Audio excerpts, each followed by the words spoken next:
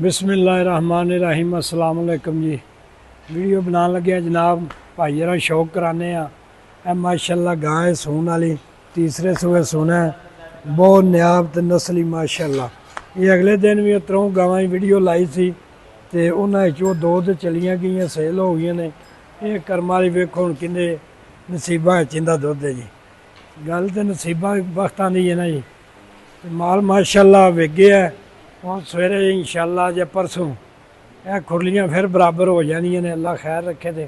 इस तरह ही है कर्मा वाला उठा तो पूरा है। यह झूठी सूई है माशाल्लाह दूजे सूए चोर छड़ी है जोर शोर है 60-90 बहुत सोहनी सुथरी माशाल्लाह बड़ा प्यारा थन शन मालक बनाया जी। इधर लिया भी मुंडिया भी वहाई है जरा उठो ही ये भी माशाल्लाह अज सूई है। ये तो जोर शोर 60 गई है कर्मा वाली बहुत साउ सील निकली है। पहला ने सीधी हो सीधे इस तरह ही भाई जरा शौक कराने जनाब बड़ी मुहब्बत करते हैं। उरा हो जाए उठ कर्मा वाली है बिस्मिल्लाह दी बरकत।